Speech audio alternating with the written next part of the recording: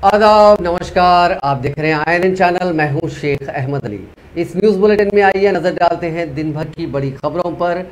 Telangana state public service commission ने आज ऐलान किया है कि ग्रुप 1 के प्रीलिम्स एग्जाम 16 अक्टूबर 2022 को सभी डिस्ट्रिक्ट सेंटर्स पर मुनक्किद किए जाएंगे। इन सेंटर्स की तफसीलात और हॉल टिकट जिनसे डाउनलोड किया जा सकता है, सभी तफसीलात TSPSC की वेबसाइट www.tspsc.gov.in पर ये डाली जाएंगी और इम्तहानात जनवरी या फरवरी 2023 में मेन एग्जाम्स इसके मुनक्किद किए जाएंगे। आज TSPSC की सेक्रेटरी अनीता रामचंद्र ने बताया कि ग्रुप 1 के इम्तहानात के लिए जुमला 3,80,202 एप्लीकेशंस रिसीव हुए थे। ये notification group 1 service recruitment notification number 4 of 2002 मुनक्किद किया गया था। आज एप्लीकेशंस सबमिट करने की डेट खत्म होने पर आज एक TSPSC में मीटिंग हुई जिसमें मुख्तलिफ उमूर पर बातचीत की गई। आमतौर पे होता है कि ये इम्तहानात इतवार के रोज़ मुनक्किद किए जाते हैं और साथ ही ये भी नज़र रखी जाती है कि मुख्तलिफ जो कॉम्पिटिटिव एग्ज़ाम्स होते हैं जिनमें TS पुलिस रिक्रूटमेंट बोर्ड का एग्ज़ाम हो या फिर नेशनल लेवल के एग्ज़ाम्स हो, UPSC, IBPS, RRB वगैरह, इनसे उनका क्लैश ना हो, तो ये सब चीज़ों को मद्देनज़र रखते हुए 16 अक्टूबर को ये इम्तिहान मुनक्किद करने का फैसला किया गया है। चीफ मिनिस्टर और सदर TRS के चंद्रशेखर राव के दिल्ली में 15 जून को अपोजिशन जमातों की जानिब से मुनक्किद होने वाले इजलास में शिरकत के इम्कानात कम हैं। TRS के जराए ने बताया कि चीफ मिनिस्टर मगरबी बंगाल ममता बनर्जी की जानिब से 4 शुम्बे को दिल्ली में मुनक्किद होने वाले अपोजिशन जमातों के इजलास में पार्टी की जानिब से नुमाइंदगी की जाएगी। ताहम चीफ मिनिस्टर ने इजलास में शिरकत के ताल्लुक से कोई फैसला नहीं किया। अगर चीफ मिनिस्टर इस इजलास में शरीक नहीं होते हैं तो ऐसी सूरत में TRS की जानिब से पार्टी के सेक्रेटरी जनरल व रुकन राज्यसभा डॉक्टर के केशव राव शिरकत कर सकते हैं। जराए ने मजीद बताया कि 19 जून को हैदराबाद में TRS पार्टी की आमिला का इजलास मुनक्किद होने वाला है जिसमें कई अहम उमूर पर गौर व खौस के बाद फैसले लिए जाने वाले हैं। इस इजलास की तैयारियों में चीफ मिनिस्टर मसरूफ हैं, इसलिए दिल्ली के इजलास में चीफ मिनिस्टर की शिरकत गैर यकीनी है। जबकि एक और जराए ने बताया कि KCR इतवार को दिल्ली रवाना होंगे जहां वो एक हफ्ते तक क़याम करते हुए मुख्तलिफ सियासी जमातों के कायदीन से मुलाकात करेंगे। उन मुलाकातों के दौरान कौमी पार्टी के क़याम के सिलसिले में मुशावरत भी की जाएगी। वज़ीर इंडस्ट्रीज व IT KT रामाराव ने कहा है कि रियासत में मैन्युफैक्चरिंग यूनिट कायम करते हुए नौजवानों को रोजगार की फराहमी के साथ रियासत की आमदनी में इजाफा करने वाली कंपनियों को लाजमी तौर पर हुकूमत की जानिब से हर वक्त हौसला अफजाई रहेगी।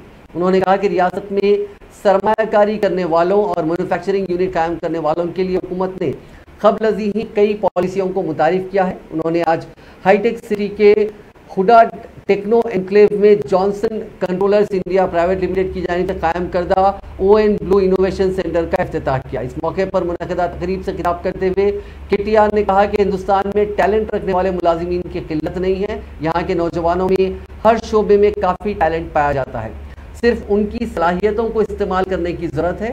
उन्होंने कहा कि सरमायाकारी के लिए शहर हैदराबाद सिर्फ एक ही मंजिल है। उन्होंने सरमायाकारों से कहा कि हैदराबाद को छोड़कर मुल्क की किसी भी रियासत की तरफ देखने की ज़रूरत नहीं है। जॉनसन कंट्रोल कंपनी एक दहे से यहाँ कारोबार कर रही है। कंपनी की जानिब से मैन्युफैक्चरिंग यूनिट कायम करने के तयक़ुन पर वो कंपनी के जिम्मेदारों का उन्होंने शुक्रिया अदा किया। KTR ने कहा कि अब तक मुल्क और बैरून ममालिक के सरमायाकारों को इस बात का इल्म हो चुका है कि हैदराबाद किस कदर तरक्की किया है और रियासत में कितने अक़साम के कारोबार के मौक़े हैं।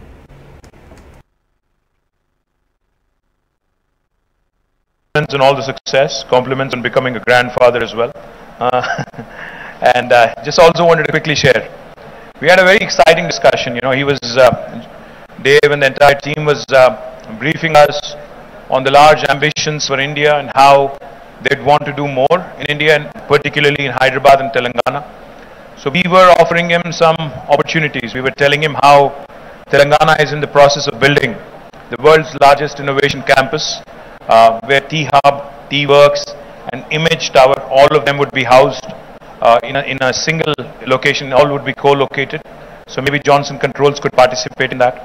We were also telling him about how Telangana has built a world-class police command control center, which is almost on the verge of getting unveiled, and again potentially Johnson Controls could play a role, or get a piece of that and see how we could work together. The third thing I also mentioned to him is the new administrative nerve center, the new secretariat building that is also coming up in the next few months, and how Johnson Controls again could possibly work with us and see how we could help you there as well. But one of the things I was also mentioning to Dave is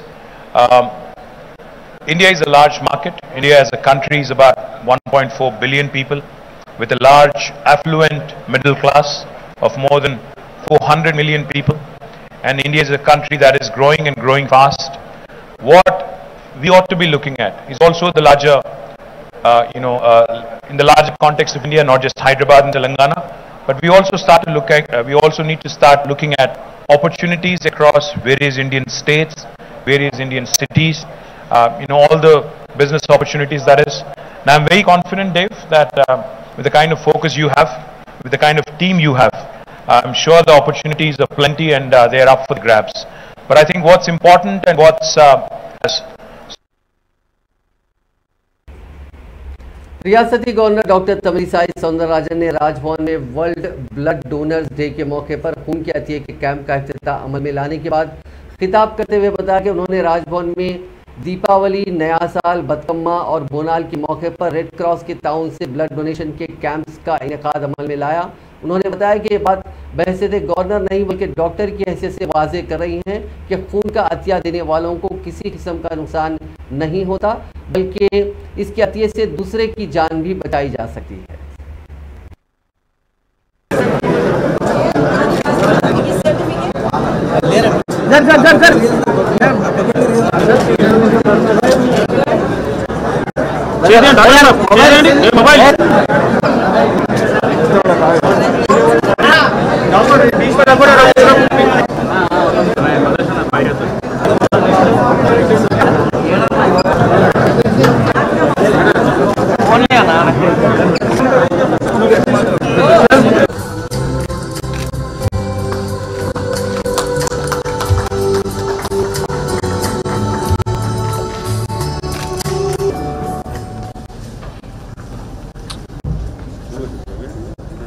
Which is thanking voluntary, non-remunerated blood donors and remembering the preciousness of blood for 2022.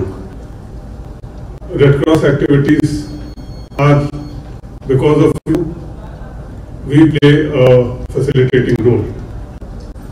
Andariki Namaskaram.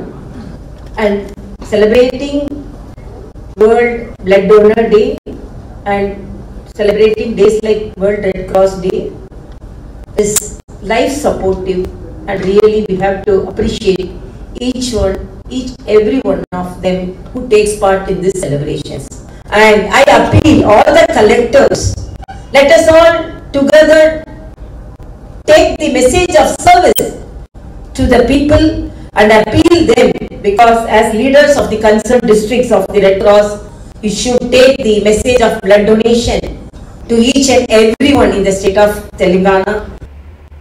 वज़ीर finance Shri Harish Rao ने मंगल को इंकशाफ किया कि हुकूमत तेलंगाना ने अराजियात से मुताल्लिक़ तमाम मसाइल की यकसोई के लिए पायलट प्रोजेक्ट के तौर पर मुल्क मंडल का इंतखाब किया। बाद अज़ां इस स्कीम को रियासत के तमाम मौज़ूआत तक तौसी दी जाएगी। मुल्क में रईतु वेदिका इजलास के दौरान किसानों को मुखातिब करते हुए हरीश राव ने कहा कि हर अराजी के मसले की यकसोई के बाद उन अराजियात के मालिकीन को दस्तावेज हवाले किए जाएंगे। ताहम उन अराजियात का इस स्कीम के तहत अहाता नहीं किया जाएगा जिनके मुकदमात अदालतों में ज़ेर इल्तिवा हैं या फिर ख़ानदानी तनाज़ात का शिकार हैं। हरीश राव ने कहा कि मुलुक हल्के असेंबली गजवेल के उन मंडलों में से एक है जहां की नुमाइंदगी चीफ मिनिस्टर चंद्रशेखर राव करते हैं। उन्होंने कहा कि इस ताल्लुक से आला ओहदेदारों का एक इजलास भी मुनक्किद किया गया, जिसमें chief secretary Somesh Kumar, secretary बराए chief minister Smita Sabharwal, V Seshadri, principal secretary महकमे समाजी बहबूद राहुल गुर्जा और दूसरों ने की थी। उन्होंने कहा कि चीफ मिनिस्टर केसीआर ने जिस धरानी पोर्टल का आगाज़ किया है उसका मकसद तमाम अराजियात के मसाइल की यकसोई है। आपको बता दें कि आज हरीश राव ने हैदराबाद में गांधी हॉस्पिटल में मुख्तलिफ प्रोग्राम्स में शिरकत करते हुए कहा कि रियासती हुकूमत अवामी सेहत को लेकर काफ़ी संजीदा है और सरकारी अस्पताल में सहूलियात में इजाफा किया जा रहा है।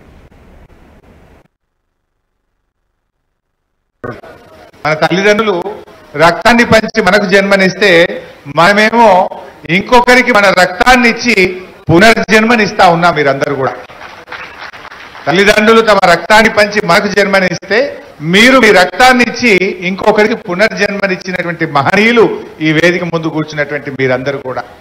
సో అందువల్ల ఈ రక్తదానం అనేది చాలా ప్రశస్తమైనది. జనరల్గా ఒక పూట అన్నం పెడితే అప్పుడు ఆకలి తీరుతుంది. ఎవరైనా మనకి ఇంత అన్నం పెడితే ఆ పూట ఆకలి తీరుతుంది మనకు. ఎవరైనా విద్యాదానం చేస్తే జ్ఞానం మనం అందుతుంది. మనకు విద్యాదానం చేస్తే జ్ఞానం అందుతుంది. కానీ రక్తదానం చేస్తే ఒక ప్రాణం నిలబడుతుంది, ఒక ప్రాణం నిలబడుతుంది. అందుకే అందరు ఏమంటారు, అన్ని దానాల్లో కంటే రక్తదానం గొప్పది, అన్ని దానాల కంటే విలువైనటువంటిది రక్తదానము. ఇది ఒక ప్రాణాన్ని, ఒక జీవితాన్ని నిలబెడుతుంది. ఆపదలో ఉన్న వారికి డాక్టర్ గారే దేవుడుగా కనబడతాడు. ఆపదలో ఉన్న వారికి ఒక బ్లడ్ డోనరు ఒక దేవుడుగా నిలబడతాడు. ఆ నిమిషానికి, ఆ క్షణంలో తనకు అవసరమైన రక్తాన్ని మనం అందించకపోతే ఆ ప్రాణమే పోతుంది. సో అటువంటి ఆపత్కాలంలో మీరు నిలబడి రక్తాన్ని అందించడం అంటే ఒక ప్రాణాన్ని కాపాడిన వాళ్ళు అవుతారు. ప్రాణం కాపాడడం అంటే ఒక దేవుడితో సమానంగా ఆ ఆపదలో ఉన్నటువంటి వ్యక్తి మనం చూసుకుంటాడు. అంత గొప్ప కార్యక్రమాన్ని నిర్వహించిన వాళ్ళు మీరందరూ కూడా. ఇవాళ తెలంగాణ రాష్ట్ర ప్రభుత్వం కూడా పెద్ద ఎత్తున బ్లడ్ బ్యాంకులను విస్తరిస్తూ ఉంది. ఒకప్పుడు రాష్ట్రం వచ్చినప్పుడు 28 బ్లడ్ బ్యాంకులు ఉంటే ఇప్పుడు దాదాపు 56 బ్లడ్ బ్యాంకులు ఏర్పాటు దిశగా ఇవాళ ప్రభుత్వం ప్రణాళిక వేసింది. వాటిని ఫంక్షనింగ్ లోకి తెస్తా ఉన్నాం. ఇంకో కీలకమైన నిర్ణయం కూడా తీసుకుంటా ఉన్నాం మేము. నిజానికి ఈ యూనిట్ ను రక్తాన్ని హోల్ బ్లడ్ रियासत तेलंगाना सेहत के शोबे में काफ़ी तेज़ी के साथ तरक्की कर रहा है। मरकज़ की जानिब से जारी करदा एक ताज़ा इंडेक्स के मुताबिक तिब्बी सहूलियात और गरीबों के इलाज में तेलंगाना को कौमी सतह पर तीसरा मकाम हासिल हुआ। तेलंगाना में सेहत के शोबे में हुई तरक्की, गरीबों के इलाज और सरकारी दवाखानों में इंफ्रास्ट्रक्चर की फराहमी के साथ साथ नए मेडिकल कॉलेजेस के क़याम व दीगर तफसीलात पर एक रिपोर्ट चीफ मिनिस्टर के दफ्तर से जारी की गई, जिसके मुताबिक आइंदा तालीमी साल यानी 2023-24 में रियासत में मजीद नए 8 सरकारी मेडिकल कॉलेजेस का क़याम अमल में लाया जाएगा। रियासत में अवाम को तिब्बी सहूलियात पहुँचाने के लिए हुकूमत सेहत के शोबे पर खुसूसी तवज्जो दे रही है। उसी के एक हिस्से के तौर पर वरंगल में कालोजी नारायण राव हेल्थ यूनिवर्सिटी कायम की गई। इस यूनिवर्सिटी के तहत रियासत के हर ज़िले में सरकारी मेडिकल कॉलेज और अस्पताल कायम किए जा रहे हैं। तेलंगाना की तश्कील के वक्त साल 2014 में सरकारी सतह पर रियासत में सिर्फ 5 मेडिकल कॉलेजेस थे। इसके बाद पहले मरहले के तहत अजला महबूबनगर, सिद्दीपेट, नलगुंडा, सूर्यापेट में सरकारी मेडिकल कॉलेजेस शुरू किए गए। हर एक कॉलेज के क़याम के लिए 450 करोड़ रुपए खर्च किए गए। हर ज़िले में एक सरकारी मेडिकल कॉलेज के क़याम के मकसद के तहत मरहलावार असास पर मेडिकल कॉलेजेस को मंजूरी दी जा रही है। साल 2021 में 8 सरकारी मेडिकल कॉलेजेस को मंजूरी दी गई, जिनमें संगारेड्डी, वनपर्ती, नागर कर्नूल, जगतियाल, महबूबाबाद, कोत्तागुड़म, मंचिरियाल, रामागुंडम शामिल हैं। हर एक मेडिकल कॉलेज के क़याम के लिए 510 करोड़ रुपए खर्च किए जा रहे हैं। इसी तरह तालीमी साल 2022-23 में मज़कूरा 8 कॉलेजेस में MBBS की तालीम भी शुरू कर दी गई है। रिपोर्ट में बताया गया कि तेलंगाना की तश्कील के वक्त रियासत में सरकारी सतह पर MBBS की 700 सीटें थी, जो साल 2021 तक 1649 तक पहुंच गई, जबकि 2014 में पोस्ट ग्रेजुएट मेडिकल की 531 सीटें थी, जो बढ़कर साल 2021 में 967 तक पहुंच गई है। इसी तरह सुपर स्पेशलिटी की सीटें 82 से बढ़कर 153 हो गई। हर जिले में एक मेडिकल कॉलेज के क़याम के बाद रियासत में MBBS और PG मेडिकल कॉलेज की सीटें बिल तरतीब 5240 और 2500 तक हो जाएंगी।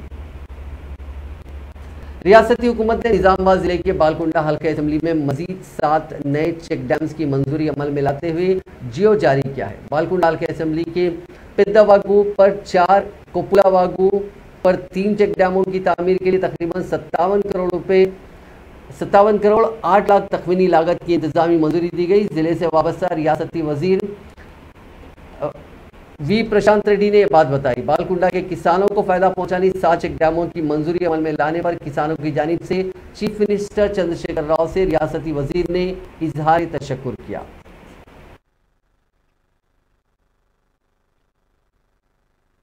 గౌరవ ముఖ్యమంత్రి కేసీఆర్ గారి ఆలోచనలో పుట్టినటువంటి ఇంకొక గొప్ప పథకం ఈ అర్బన్ ఫారెస్ట్ పార్క్. అంటే ఎక్కడెక్కడైతే పట్టణాలకు సమీపంలో అడవి ఉంటుందో ఆ అడవిలో ఒక అర్బన్ ఫారెస్ట్ పార్క్ని ఏర్పాటు చేస్తే ఆ పట్టణంలో ఉన్న ప్రజలు రోజు అక్కడ వాకింగ్ చేయొచ్చు, సైక్లింగ్ చేయొచ్చు, వ్యాయామం చేసుకోవచ్చు, సేద తీరొచ్చు అనే ఉద్దేశంతో ఒక మంచి లంగ్ స్పేస్ ఉండాలి అని చెప్పి ముఖ్యమంత్రి గారి ఆలోచనతో ఈ కార్యక్రమం తీసుకొచ్చారు. దాంట్లో భాగంగా ఇవాళ ఈ లింబాద్రి నరసింహస్వామి దగ్గర ఈ గుట్ట దగ్గర ఈ అడవి ప్రాంతం ఉంది. దీన్ని భీమ్గల్ పట్టణానికి అనుసంధానం చేసుకొని మనం 5 కిలోమీటర్ల రేడియస్ చుట్టూ ఫెన్సింగ్ చేసుకోవడం, దాని లోపల కొన్ని ఒక చిల్డ్రన్ పార్కు, అట్లే ఓపెన్ జిమ్, ఒక దట్టమైన చిట్టడవి, మియావాకి ప్లాంటేషన్ అంటారు చిట్టడవి, అట్లా వాళ్ళ పథకాల్లో ఉన్నాయి. అవన్నీ కూడా ఏర్పాటు చేస్తే ఇక్కడికి లక్ష్మీనరసింహస్వామి దగ్గరికి వచ్చిన భక్తులకు కూడా ఉపయోగకరంగా ఉంటుంది. ఇక్కడికి వచ్చిన పిల్లలు ఇక్కడ ఆడుకుంటారు, వాళ్ళ భక్తులు కూడా ఇక్కడ సేద తీరుతారు. 2 వాచ్ టవర్స్, అట్లే మొత్తం 5 కిలోమీటర్ల రేడియస్తో వాకింగ్ ట్రాక్, 5 కిలోమీటర్ల రేడియస్తో సైకిల్ ట్రాక్, ఉన్న చెట్లని అన్నింటిని కూడా రీజనరేషన్ చేసి ఇక్కడ దట్టంగా పెరగటానికి అదొక ప్రక్రియ ఉంటుంది, ఫారెస్ట్ రీజనరేషన్ అని. ఆ ప్రక్రియ చేస్తారు. తొందరలోనే ప్రపోజల్ పంపించాలని చెప్పి డిఎఫ్ఓ గారు కోరడం జరిగింది. గౌరవ మంత్రివర్యులు ఇంద్రకరణ్ రెడ్డి గారి సహాయంతో तेलंगाना प्लानिंग बोर्ड के नायब सदर बी विनोद कुमार ने कहा कि रियासत की तमाम असातिज़ा तंजीमें और सियासी जमातों के कायदीन मिल बैठकर इत्तेफाक राय पर आते हैं तो ऐसी सूरत में टीचर्स के रैशनलाइजेशन का मसला हल हो जाएगा। उन्होंने आज सिलसिला ज़िले के नरसिंगापुर ग्राम पंचायत के सरपंच और दूसरों की जानिब से वहाँ के सरकारी स्कूल और टीचर्स के मसाइल की तवज्जो दहानी पर स्कूल का दौरा किया।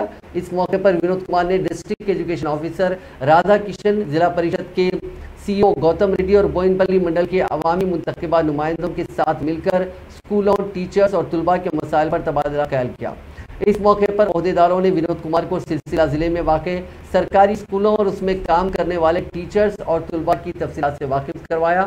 बादशाह विनोद कुमार ने मीडिया से खिताब करते हुए कहा कि सिलसिला जिले में 339 प्राइमरी स्कूल, 111 जिला परिषद स्कूल हैं और उनमें टीचर्स की 120 जायदादें मखलूआ हैं। उन्होंने कहा कि जिला परिषद स्कूलों में तुलबा की तादाद कम है और टीचर्स की तादाद ज़्यादा है। विनोद कुमार ने कहा कि टीचर्स के रैशनलाइजेशन का अमल एक बहुत बड़ा मसला है, क्योंकि सरकारी स्कूलों में तुलबा की कम तादाद और टीचर्स की ज़्यादा तादाद से इस मसले का हल मुमकिन नहीं है। नेशनल हेराल्ड केस में एनफोर्समेंट डायरेक्टरेट की जानिब से कांग्रेस लीडर राहुल गांधी से पूछताछ के खिलाफ तेलंगाना के कांग्रेस कायदीन ने मंगल को भी दूसरे दिन ईडी की इलाकाई दफ्तर पर बैठे रहो एहतजाज मुनज़्ज़म किया। सदर तेलंगाना प्रदेश कांग्रेस कमेटी रेवंत रेड्डी की क़यादत में मुख्तलिफ कांग्रेस कायदीन और वर्कर्स शहर के कल्ब में वाक़े बशीरबाग पर ईडी ऑफिस के सामने एहतजाज मुनज़्ज़म किया। कांग्रेस के ये कारकुन स्याह पट्टियां बांधे हुए थे जो मरकज़ की नरेंद्र मोदी हुकूमत के खिलाफ नारेबाजी कर रहे थे।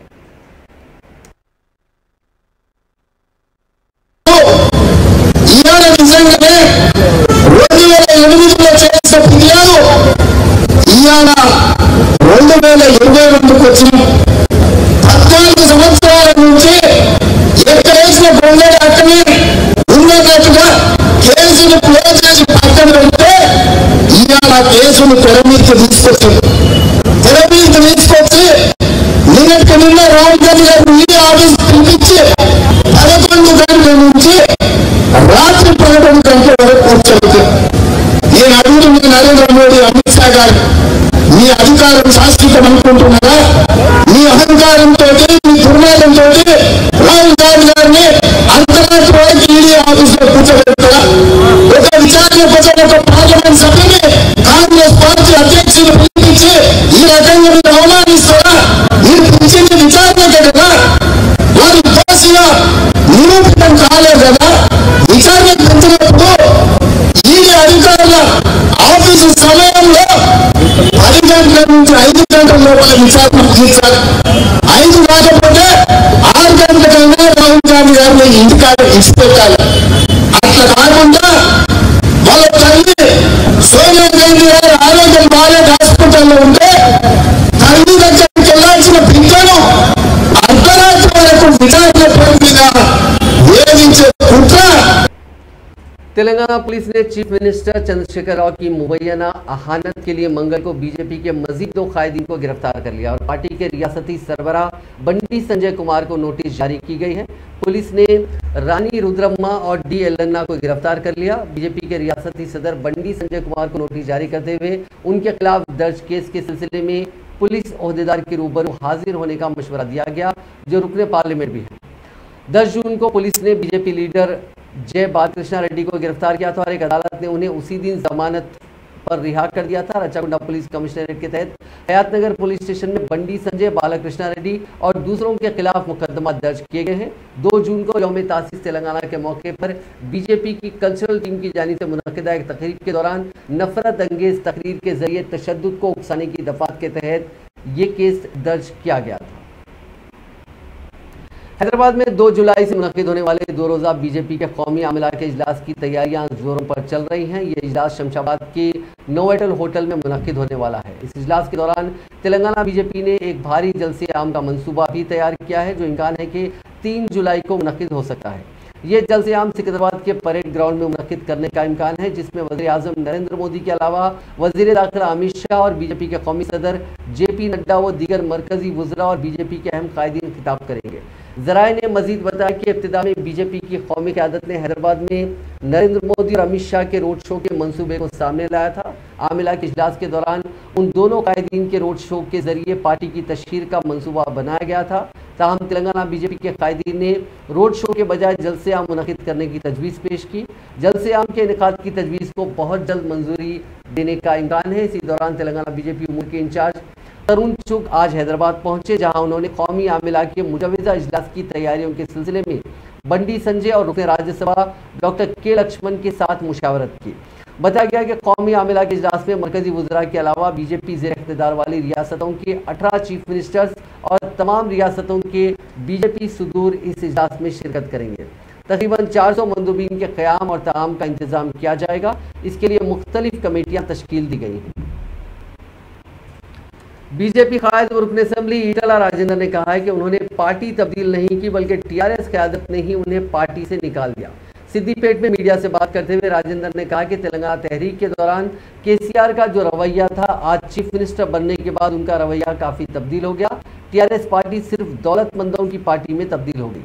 उन्होंने कहा कि TRS के कई कायदीन ओहदों के लिए इस हद तक भी जा सकते हैं। चीफ मिनिस्टर KCR की सेहत का ख्याल रखने वाले और उन्हें वक्त पर गोलियां खिलाने वाले संतोष कुमार को राज्यसभा का ओहदा दिया गया। उन्होंने कहा कि तेलंगाना तहरीक में हिस्सा लेने वालों को कोई ओहदे नहीं दिए गए, उन्हें मुख्तलिफ तरीक़ों से हरासा करते हुए पार्टी से निकाल दिया गया। वो खुद उसकी जिंदा मिसाल है। उन्होंने KCR हुकूमत पर रियासत में शराब को आम कर देने का इल्ज़ाम आयद किया और कहा कि शहर हैदराबाद में मगरबी तहजीब को बढ़ावा दिया जा रहा है।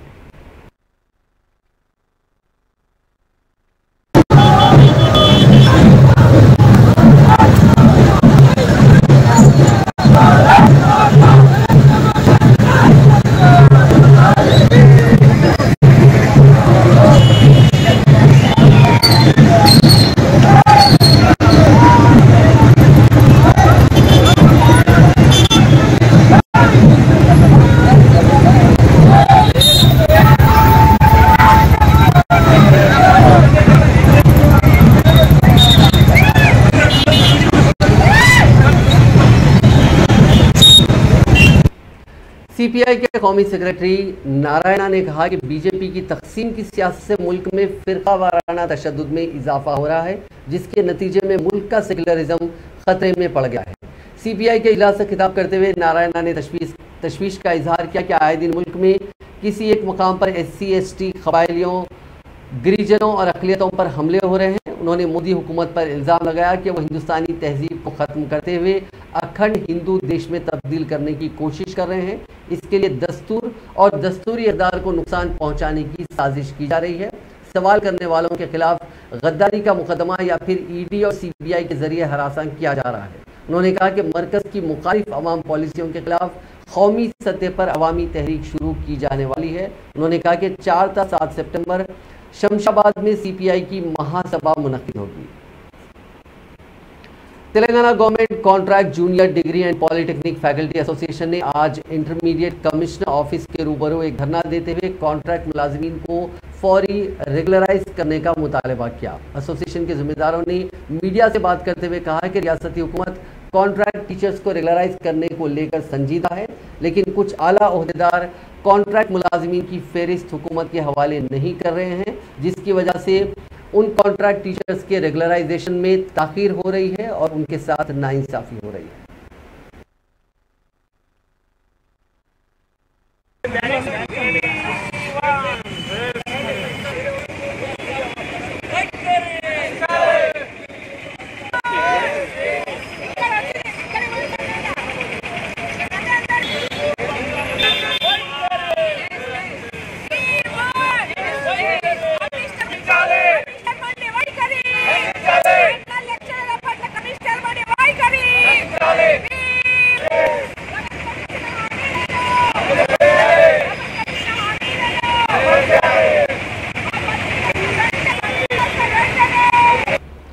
दारुसलाम सीतारामपेट इलेक्ट्रिसिटी ऑफिस पर कोई पुरसाने हाल नहीं है। कल रात आगापुरा, नामपल्ली दरगाह और अतराफ के कई इलाकों में करीब 5 घंटे तक बरखी की सप्लाई मजदूद हो गई थी। महकमे बरखी के अहदेदारों ने सारिफीन का ना ही फ़ोन उठाया और जब वो दफ्तर पर पहुंचे तो दफ्तर पर कोई मुलाजिम मौजूद नहीं था। मकामी अवाम ने इल्ज़ाम लगाया कि इलेक्ट्रिसिटी डिपार्टमेंट का अमला हमेशा ही गैर जिम्मेदारी से काम कर रहा है। आ रहे हैं और पूरा ऑफिस बंद है, लॉक है, कोई नहीं, कोई रिस्पॉन्स ही नहीं।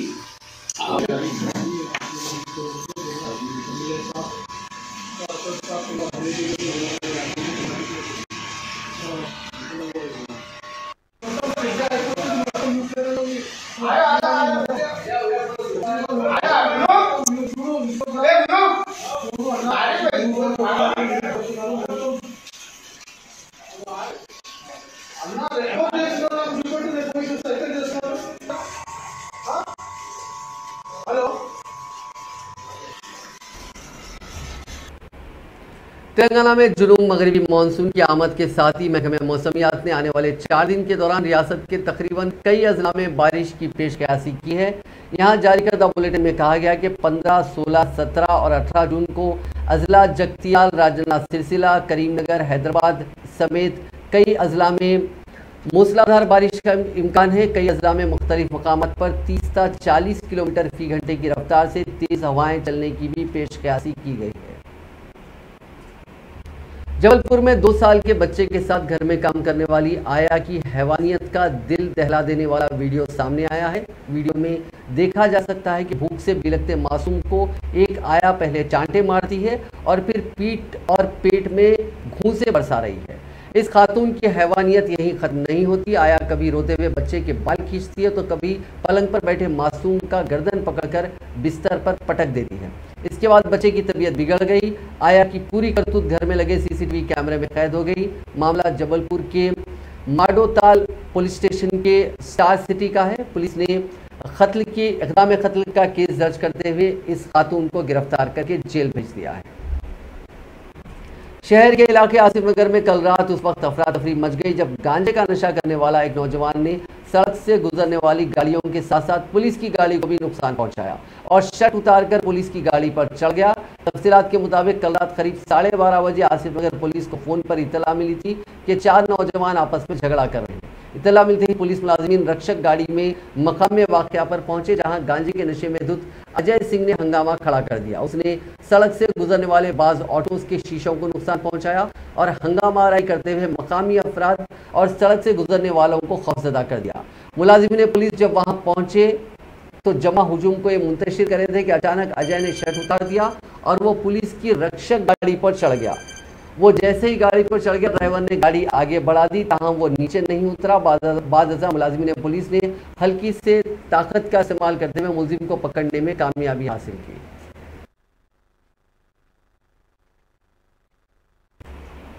इंस्टाग्राम पर लड़की से दोस्ती के बाद खुश उसके बुलाने पर शहर आने वाले नौजवान को ऐसा झटका लगा जिसे वो शायद उम्र भर नहीं भूल पाएगा और इस तरह सोशल मीडिया की दोस्ती और मोहब्बत के नाम पर धोखे में नहीं आएगा। आइए आपको बताते हैं पूरा मामला क्या है। बेंगलुरु से ताल्लुक रखने वाले 24 साला बी जीवन की दोस्ती इंस्टाग्राम पर रजिता नामी लड़की से हुई। ये लड़की शहर के इलाके बोडुप्पल की रहने वाली है। इन दोनों के दरमियान मुसलसिल चैटिंग हो रही थी और आहिस्ता आहिस्ता नौजवान को लड़की ने अपने एतमाद में ले लिया। इसके बाद मंसूबाबंद तरीके से लड़की ने नौजवान को हैदराबाद आने की दावत दी। लड़की के मंसूबों से नावाकिफ नौजवान कई तरह के सपने सजाए खुशी खुशी हैदराबाद पहुंचा। वो 12 जून को काचीगुड़ा रेलवे स्टेशन पर ट्रेन से उतरा। वहां रजिता अपने साथी चिंटू के साथ मौजूद थी। वो दोनों उसे अपने साथ बोडुप्पल के एक मकान ले गए। यहाँ तक तो सब कुछ ठीक ठाक था। कहानी में ट्विस्ट उस वक्त आया जब उन्होंने घर में ले जाकर नौजवान को बंद कर दिया और 2 लाख रुपए का मुतालबा करते हुए उसकी पिटाई कर दी। लड़की की इस हरकत पर नौजवान सख्ते में आ गया क्योंकि उसने कुछ और सोचा था और कुछ और हो गया। मकामी अफराद को इस बात की इत्तला हो गई और उनकी इत्तला पर पुलिस ने लड़की और उसके साथी को हिरासत में ले लिया। नाज़रीन, इस न्यूज़ बुलेटिन में बस इतना ही। आप देखते रहिए INN चैनल।